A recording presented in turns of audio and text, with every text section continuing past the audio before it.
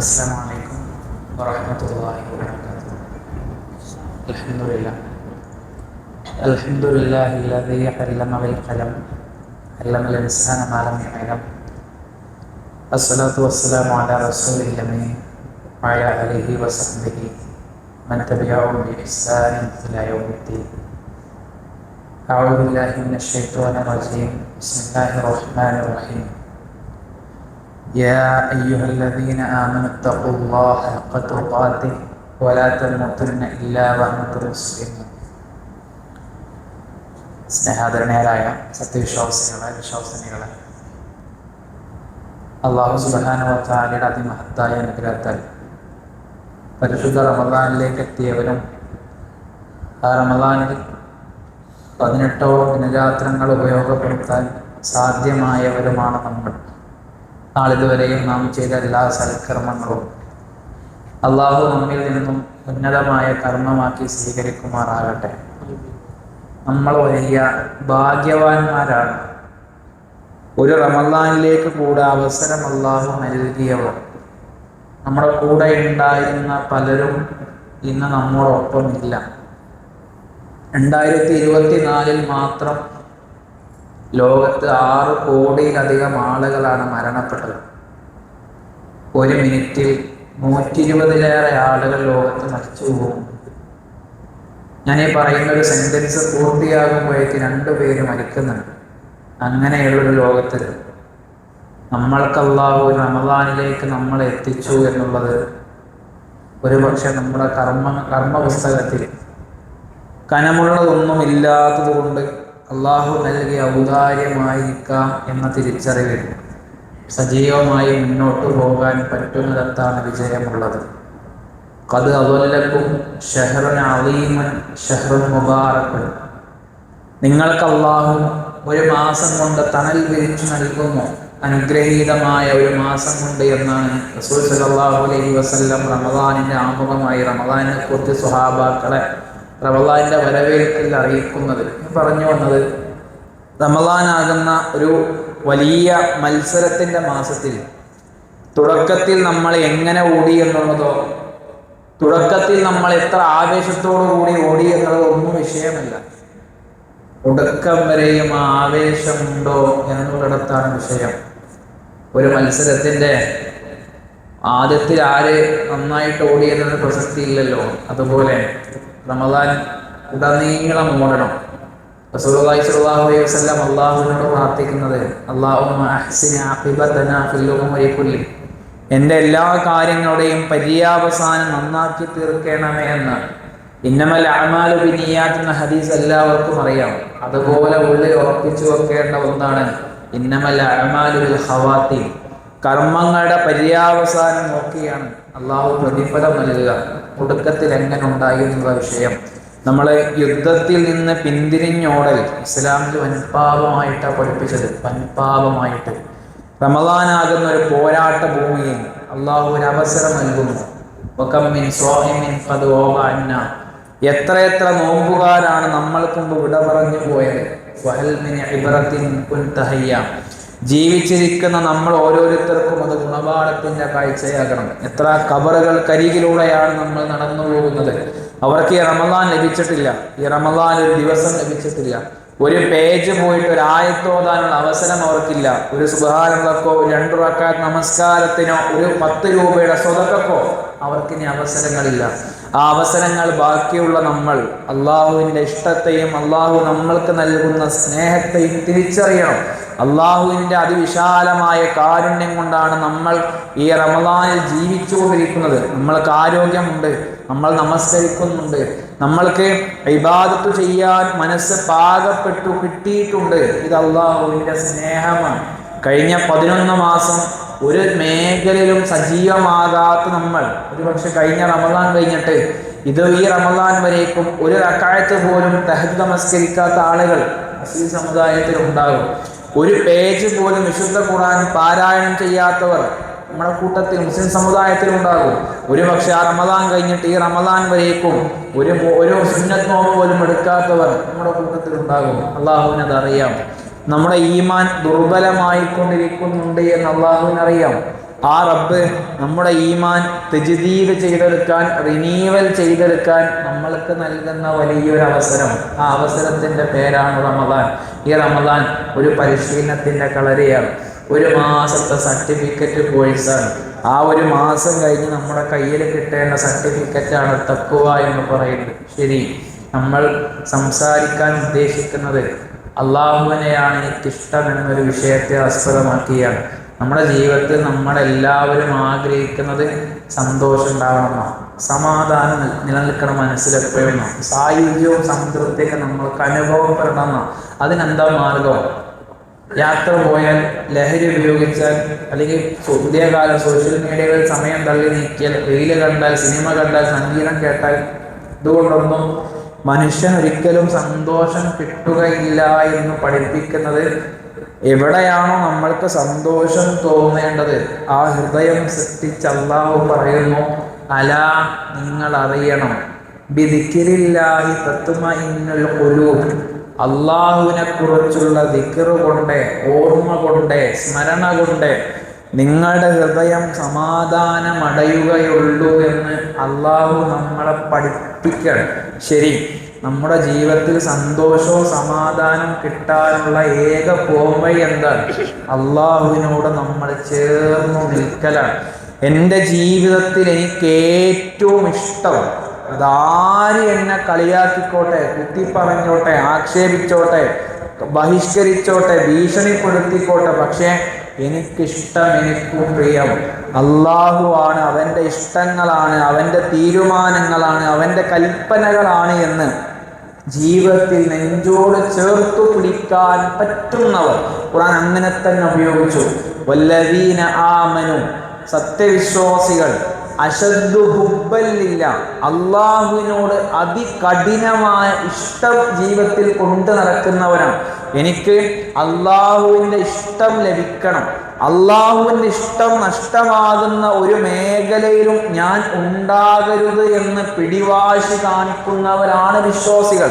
റസൂൽ സല്ലല്ലാഹു അലൈഹി വസല്ലം പഠിപ്പിച്ചല്ലോ, ലാ യുഅ്മിനു അഹദുക്കും, നിങ്ങളിൽ ഒരാളും വിശ്വാസിയാവുകയില്ല, ഹത്താ യകൂന ഹവാഉ തബഅൻ ലിമാ ജിത്തു ബിഹി, പ്രവാചകൻ പഠിപ്പിക്കുന്നത് ഞാൻ കൊണ്ടുവന്നതിനോട് നിങ്ങളുടെ ഇഷ്ടങ്ങൾ, ഇച്ഛകൾ, ആഗ്രഹങ്ങൾ തുല്യമാകുന്നത് വരെ നിങ്ങളുടെ വിശ്വാസം പൂർണ്ണമല്ല എന്ന് പറഞ്ഞാൽ എന്താണ്?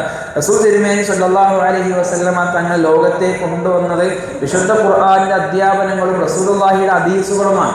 അത് നമ്മുടെ ജീവിതത്തിൽ നമ്മുടെ ഇഷ്ടങ്ങളോട് ഒത്തുവരണം എന്ന് പറഞ്ഞാൽ എന്താണ്?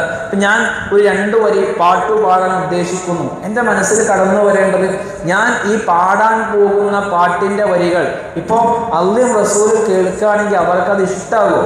ഞാൻ ധരിക്കുന്ന എൻ്റെ വേഷവിധാനം, എൻ്റെ ഭാര്യയുള്ള എൻ്റെ പെരുമാറ്റം, എൻ്റെ ഭർത്താവിനുള്ള പെരുമാറ്റം, എൻ്റെ മാതാപിതാക്കളുള്ള പെരുമാറ്റം, എൻ്റെ സഹപ്രവർത്തകർ എൻ്റെ പെരുമാറ്റം, എൻ്റെ വേഷവിധാനം, എൻ്റെ സാമ്പത്തിക ക്രയവിക്രയം, എൻ്റെ സോഷ്യൽ മീഡിയ ഇടപാടുകൾ, ഇടപഴകലുകൾ, ഇങ്ങനെ ഓരോ മേഖലയും നമ്മൾ എടുക്കുക. ഇതൊക്കെയും അള്ളാഹു ഇപ്പൊ കണ്ടുകൊണ്ടിരിക്കുകയാണല്ലോ. എങ്ങാനും എൻ്റെ കൂടെ റസൂൽ സല്ലല്ലാഹു അലൈഹി വസല്ലമ ഉണ്ടായിരുന്നുവെങ്കിൽ എൻ്റെ ഈ പ്രവൃത്തിയെക്കുറിച്ച് എന്തായിരിക്കും അഭിപ്രായപ്പെടുക? അത് അള്ളാഹുവിനും അള്ളാഹുവിൻ്റെ പ്രവാചകനും ഇഷ്ടമാകുന്നതുവരെ ലാ യുഅ്മിനു അഹദുക്കും, നിങ്ങളിൽ ഒരാളും വിശ്വാസിയാവുകയില്ല എന്നാ പറഞ്ഞേ. നമ്മളൊരു കാര്യം തീരുമാനിക്കുമോ, അതിൽ കുടുംബക്കാർക്ക് അഭിപ്രായങ്ങൾ ഉണ്ടാവും, കൂട്ടുകാർക്ക് അഭിപ്രായം ഉണ്ടാകും, വീട്ടുകാർക്ക് അഭിപ്രായങ്ങൾ ഉണ്ടാകും. ശരി, എൻ്റെ റബ്ബിൻ്റെ അഭിപ്രായം എന്താണ് എന്ന് ഞാൻ അന്വേഷിക്കുന്നിടത്ത് ആ അഭിപ്രായം സ്വീകരിക്കുമ്പോൾ വിശുദ്ധ ഖുർആൻ സൂറത്തു തൗബ 24-ാമത്തെ ആയത്ത് നമ്മൾ വീട്ടിൽ പോയിട്ടൊന്ന് മറിച്ച് നോക്കുക. ദീർഘമായിട്ട് പറയാനുള്ള സമയമില്ല. അള്ളാഹു ചോദിക്കുന്ന ചോദ്യം, നിങ്ങൾക്ക് ഏതാണ് ഏറ്റവും ഇഷ്ടം? നിങ്ങളുടെ മാതാപിതാക്കളെയാണോ, നിങ്ങളുടെ മക്കളെയാണോ, നിങ്ങളുടെ സഹോദരങ്ങളെയാണോ, നിങ്ങളുടെ ഇണകളെയാണോ, നിങ്ങളുടെ കച്ചവടമാണോ, നിങ്ങളുടെ സമ്പത്താണോ, നിങ്ങളുടെ കുടുംബമാണോ? ഇങ്ങനെ അള്ളാഹു 8 വിഷയങ്ങൾ എണ്ണി പറഞ്ഞ് ചോദിക്കുന്നത്, അഹബ്ബ ഇലൈക്കും മിനല്ലാഹി വറസൂലിഹി വജിഹാദിൻ ഫീ സബീലിഹി, നിങ്ങൾക്ക് നിങ്ങളുടെ ഈ പ്രിയപ്പെട്ടതിനേക്കാളും ഒക്കെ ഇഷ്ടം അല്ലെങ്കിൽ നിങ്ങൾക്ക് അള്ളാഹുവിനേക്കാളും അള്ളാഹുവിൻ്റെ പ്രവാചകനേക്കാളും അവൻ്റെ മാർഗത്തിൽ ധർമ്മസമരങ്ങളെക്കാളും ഇഷ്ടം ഈ പറയുന്ന മക്കളും കുടുംബവും ഭാര്യയും സഹോദരങ്ങളും സമ്പത്തും കച്ചവടവും വീടൊക്കെയാണെങ്കിൽ ഫതറബ്ബസു, നിങ്ങൾ കാത്തിരിക്കണം. ഹത്താ യഅ്തിയല്ലാഹു ബിഅംരി, അള്ളാഹു അവൻ്റെ കാര്യം നടപ്പിലാക്കുന്നത് വരെ നിങ്ങൾ കാത്തിരിക്കണം എന്ന ഖുർആൻ പറയുന്നത്. എന്ന് പറഞ്ഞാൽ നമ്മൾക്കൊരിക്കലും അള്ളാഹുവിനേക്കാൾ മുകളിലേക്ക് മറ്റൊന്നും ഉണ്ടാകരുത്. അള്ളാഹുവിൻ്റെ ഇഷ്ടം നഷ്ടമാവുക എന്നത് നമ്മൾക്ക് വലിയ ഭയമുണ്ടാകുന്ന വിഷയമാകണം. നാം അള്ളാഹുവിനെ കാണാൻ അതിയായിട്ട് ആഗ്രഹിക്കണം.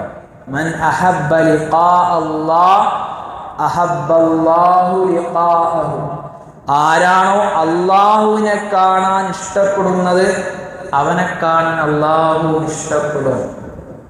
എപ്പോഴാണ് അള്ളാഹുവിനെ കാണാൻ പ്രിയരെ? നമ്മുടെ ഓരോ കർമ്മം ചെയ്യുമ്പോഴും നമ്മുടെ മനസ്സിൽ ഉദ്ദേശം വരുമല്ലോ. അള്ളാഹുവിൻ്റെ തൃപ്തിക്ക് വേണ്ടിയാണ്, അള്ളാഹുവിൻ്റെ പ്രീതിക്ക് വേണ്ടിയാണ് എന്നാ പറയുക. നമ്മളൊരു 1ാം ക്ലാസ് പഠിക്കുന്ന കുട്ടിയോട് എന്താണ് മോനെ വജ്ഹ് എന്ന് ചോദിച്ചാൽ ആ കുട്ടിയുടെ മറുപടി പറയും മുഖം. ശരി, നമ്മൾക്ക് അള്ളാഹുവിനെ കാണണം. അത് നമ്മുടെ ജീവിതത്തിൽ നമ്മൾ കൊണ്ട് നടക്കുന്ന ഏറ്റവും വലിയൊരു ആഗ്രഹമായിട്ട് വരണം. എന്തു വന്നാലും അള്ളാഹുവിനെ കാണുക എന്നുള്ളത് പിടിവാശിയായി തീരണം. റസൂൽ തിരുമേനി സല്ലല്ലാഹു അലൈഹി വസല്ലമയും സ്വഹാബാക്കളും പൂർണ്ണ നിലാവുള്ള പൗർണ്ണമി നിൽക്കുന്ന ദിവസം നടന്നു പോകുമ്പോൾ സ്വഹാബാക്കൾ ചോദിക്കുന്നുണ്ട്, നബിയെ നമ്മൾ അള്ളാഹുവിനെ കാണുമോ? റസൂൽ സല്ലല്ലാഹു അലൈഹി വസല്ലം പറയുന്നുണ്ട്, നിങ്ങൾക്ക് ഇന്ന് ചന്ദ്രനെ കാണാൻ വല്ല ബുദ്ധിമുട്ടുണ്ടോ? അവർ പറഞ്ഞില്ല. ഇന്നക്കും സതറൗന റബ്ബക്കും കമാ തറൗന ഹാദൽ ഖമറ, നിങ്ങൾ ഇന്ന് ഈ ചന്ദ്രനെ കാണുന്ന പോലെ നിങ്ങൾ അള്ളാഹുവിനെ കാണുക തന്നെ ചെയ്യും. ബിഗൈരി ഹാത്തദിൻ വലാ കൈഫിയ, ഒരു മറയുമില്ലാതെ നിങ്ങൾ കാണും. അത് വല്ലാത്തൊരു രംഗം. നാളെ സ്വർഗത്തിലേക്ക് ആളുകളെല്ലാം പ്രവേശിപ്പിച്ച് സ്വർഗത്തിൽ അവർ സുഖാസ്വാദനങ്ങളോട് കൂടി ഇങ്ങനെ കഴിഞ്ഞു പോകുമ്പോൾ അള്ളാഹു ഒരു തായ്വാരത്തേക്ക് അവരെ വിളിച്ചു കൂട്ടും. അള്ളാഹു അവരോട് ചോദിക്കും, തുരീദൂന ശൈഅൻ അസീദുകും, ഇനി നിങ്ങൾക്ക് വല്ലതും ചെയ്തു തരാനുണ്ടോ? നിങ്ങൾ അധികമായിട്ട് എന്തെങ്കിലും ആഗ്രഹിക്കുന്നുണ്ടോ? അപ്പൊ അവര് പറയും, അലം തുബയ്യിദ് വുജൂഹന അലം തുദ്ഖിൽനൽ ജന്ന അലം തുനജ്ജീന മിനന്നാർ. അല്ലാഹുവേ, ഞങ്ങളുടെ മുഖം ഇതാ പ്രകാശം പോലെ വെട്ടിത്തിളങ്ങുന്നു. ഞങ്ങൾ സ്വർഗത്തിലേക്ക് എത്തിയിരിക്കുന്നു, ഞങ്ങളെ നരകത്തിൽ നിന്ന് രക്ഷപ്പെടുത്തിയിരിക്കുന്നു. ഇനി ഞങ്ങൾക്ക് എന്തു കിട്ടാനാണ്? ഇതിനേക്കാളും വലിയതായിട്ട് അള്ളാഹുവേ നീ ഞങ്ങൾക്ക് എന്താണ് നൽകേണ്ടത്? ആ സമയത്താണ് സ്വർഗവാസികളുടെയും അള്ളാഹുവിൻ്റെയും ഇടയിൽ നിന്ന് മറയിങ്ങനെ നീങ്ങുക എന്നാണ്. നമ്മൾ ആർക്ക് വേണ്ടിയാണോ നമസ്കരിച്ചുകൊണ്ടിരിക്കുന്നത്, ആർക്ക് വേണ്ടിയാണോ വിശപ്പ് സഹിച്ച് ത്യാഗം സഹിച്ച് നമ്മൾക്ക് വെള്ളം കുടിക്കണമെന്ന് ആഗ്രഹം ഉണ്ടായിട്ട് പോലും വെള്ളം കുടിക്കാത്തത്, കാല് വേദനിച്ചിട്ട് നമ്മൾ നമസ്കരിക്കുന്നത്, നമ്മുടെ സമ്പത്തിൽ നിന്ന് നമ്മൾ ഉണ്ടാക്കിയ പണം ആരെ പ്രതിഫലം ആഗ്രഹിച്ചാണോ കൊടുത്ത്, ആര് കാണുന്നുണ്ട് എന്ന ഭയത്തിലാണോ തിന്മ ചെയ്യാതിരുന്നത്, ആര് കാണുന്നു എന്ന സന്തോഷത്തിലാണോ നന്മ ചെയ്തത്, ആ റബ്ബിനെ നമ്മൾ കാണും. സ്വർഗത്തിൽ ആളുകൾ കാണുന്ന ഏറ്റവും നയന മനോഹരമായ ഒരു കാഴ്ച അതായിരിക്കും. ആ കാഴ്ച കിട്ടാൻ നമ്മൾ സ്വർഗത്തിലെത്തണം. സ്വർഗത്തിലെത്തിയവരെ അള്ളാഹിനെ കാണുള്ളൂ പ്രിയരെ. അതിന് അള്ളാഹു വിശുദ്ധ ഖുർആനിൽ പഠിപ്പിക്കുക. അള്ളാഹുവിനെ ആർക്കാണ് ഇഷ്ടമുള്ളത് പറയാം, അവരെന്നെ പിൻപറ്റട്ടെ. നിങ്ങൾ അള്ളാഹിനെ ഇഷ്ടപ്പെടുന്നുണ്ടെങ്കിൽ ഫത്തബിഊനി, നിങ്ങൾ എന്നെ പിൻപറ്റണം. അങ്ങനെ നിങ്ങൾ റസൂലുള്ളാഹി സ്വല്ലല്ലാഹു അലൈഹി വസല്ലമയെ നമ്മൾ പിൻപറ്റുമ്പോൾ യുഹിബ്ബുകുമുല്ലാഹ്, അള്ളാഹ് നിങ്ങളെ ഇഷ്ടപ്പെടും. വയഗ്ഫിർ ലക്കും ദുനൂബക്കും, അവൻ നിങ്ങളുടെ പാപങ്ങൾ പുറത്തരും. അള്ളാഹ്ക്ക് ഏറ്റവും വെറുപ്പുള്ള പാപം അത് ശിർക്കാണ്. ഇന്നല്ലാഹ ലാ യഗ്ഫിറു അയ്യുശ്റക ബിഹി, അള്ളാഹുവിൽ പങ്കു ചേർക്കുന്ന അള്ളാഹ്ക്ക് ഇഷ്ടമല്ല. അള്ളാഹിന്റെ സിഫത്തുകൾ വേറെ ഒരാൾക്ക് വെച്ചു കൊടുക്കുന്നത് അള്ളാഹ്ക്ക് ഇഷ്ടമല്ല. അതിൽ നമ്മൾ ഒരിക്കലും ഉണ്ടാവരുത്. നമ്മുടെ വനഹ്നു അഖറബു ഇലൈഹി മിൻ ഹബ്ലിൽ വരീദ് അല്ല പറയാം, അവന്റെ കണ്ടനാടിയേക്കാളും അടുത്ത് ഞാനുണ്ട്. അടിമകൾ എന്നെപ്പറ്റി ചോദിക്കുകയാണെങ്കിൽ അവരോട് പറയണം, ഞാൻ അവരടുത്തുണ്ട്. പ്രാർത്ഥന എന്നുള്ളത് പ്രിയരെ ഏറ്റവും മനോഹരമായ കാര്യമാണ്. എന്താ പ്രാർത്ഥന? അടിമയും ഉടമയും തമ്മിലുള്ള സംസാരമാണ്. നമ്മളെല്ലാം പറയണം. നമ്മൾ രാവിലെയും വൈകുന്നേരമുള്ള പ്രാർത്ഥന അള്ളാഹുവോട് പറയുന്ന ഒരു വാക്കുണ്ട്, വലാ തകിൽനി ഇലാ നഫ്സി തർഫത ഐൻ. എൻ്റെ കണ്ണ് തുറക്കണ നേരത്തേക്ക് റബ്ബേ എൻ്റെ കാര്യം എന്നെ ഏൽപ്പിക്കരുത് കേട്ടോ. അങ്ങനെ ഏൽപ്പിച്ചാൽ ഞാൻ തകരുട്ടോ എന്ന് നമ്മൾ പറയണം. നമ്മൾ ഹയ്യ അലൽ സ്വലാത്ത് കേൾക്കുമ്പോൾ എന്താ പറയാ, ലാ ഹൗല വലാ ഖുവത ഇല്ലാ ബില്ലാഹ്. അള്ളാഹുവെ നിന്റെ ശക്തിയും കഴിവും ഇല്ലെങ്കിൽ ഹൗലില്ല.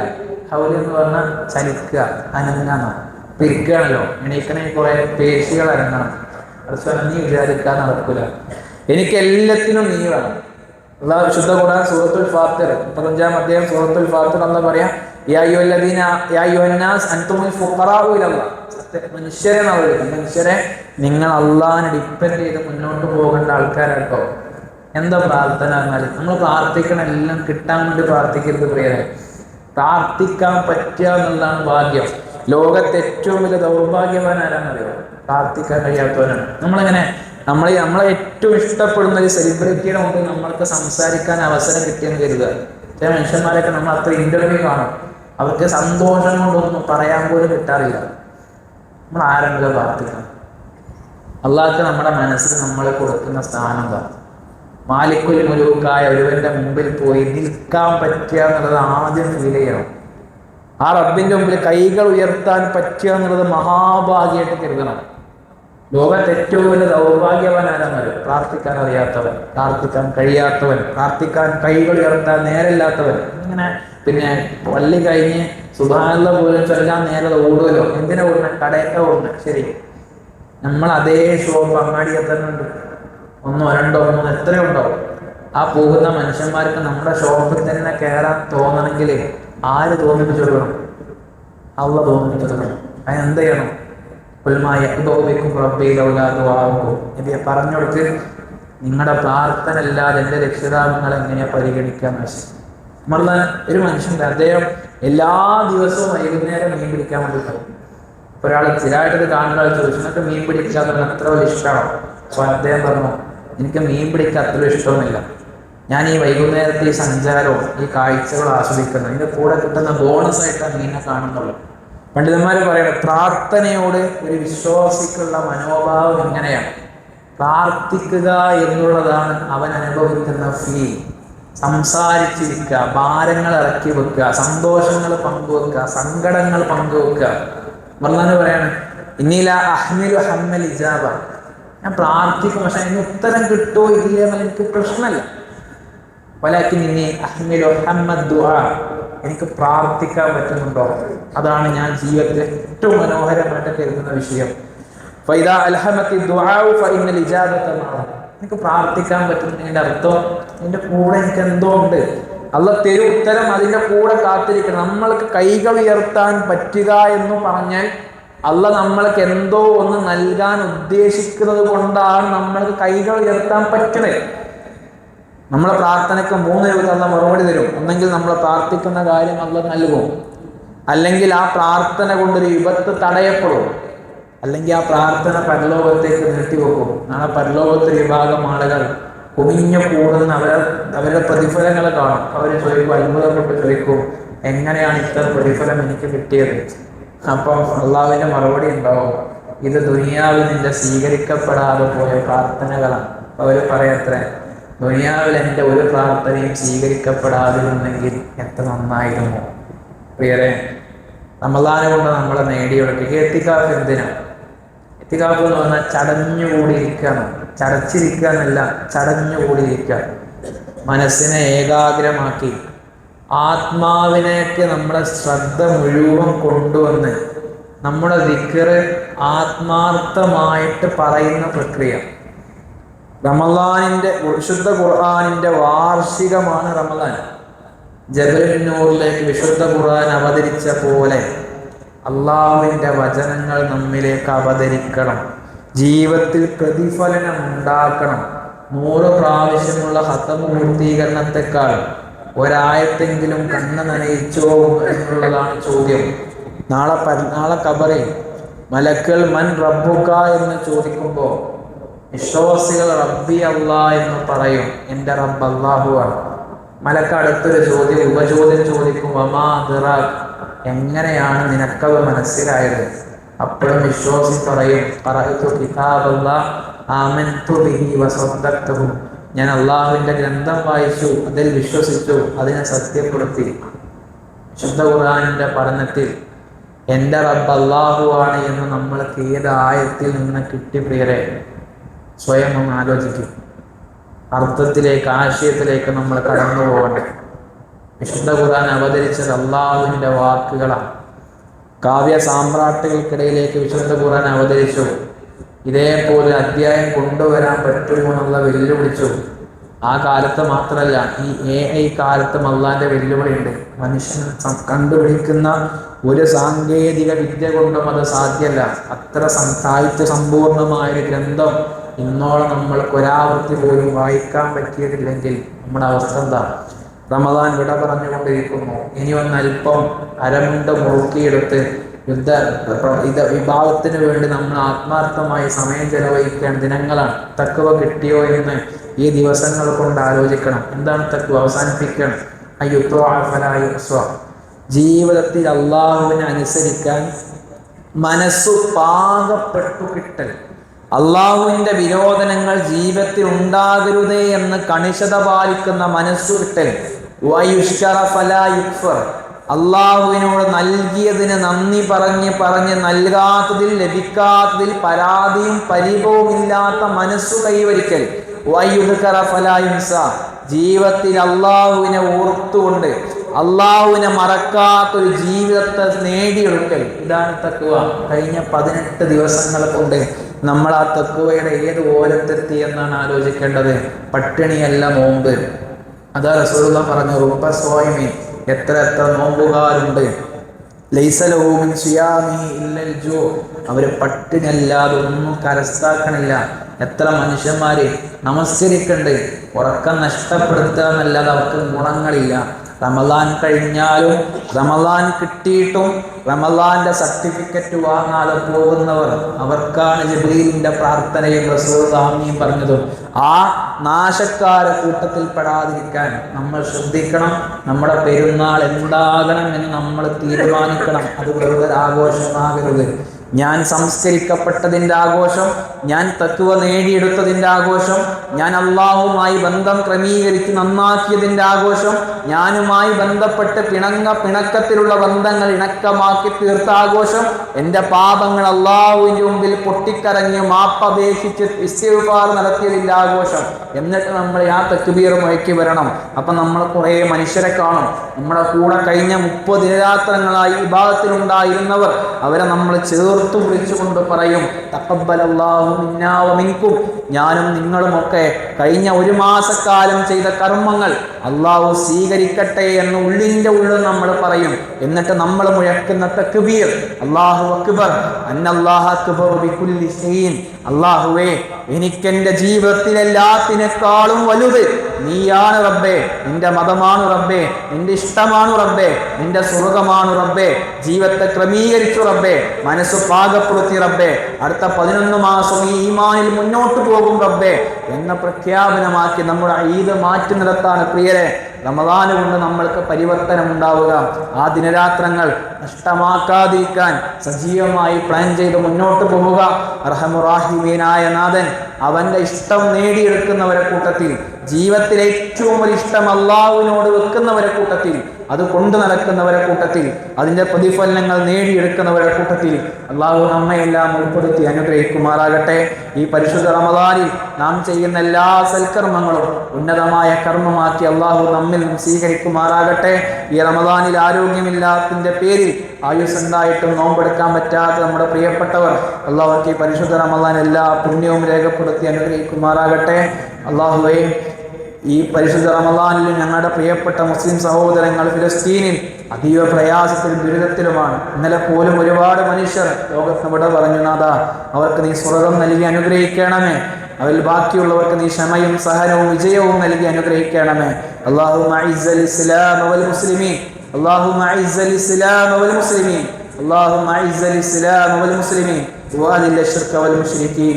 اللهم انصر المسلمين في فلسطين، اللهم انصر المسلمين في فلسطين، اللهم انصر المسلمين في كل مكان. ربنا تقبل منا إنك أنت السميع العليم وتب علينا إنك أنت التواب الرحيم. آمين آمين برحمتك يا أرحم الراحمين. السلام عليكم.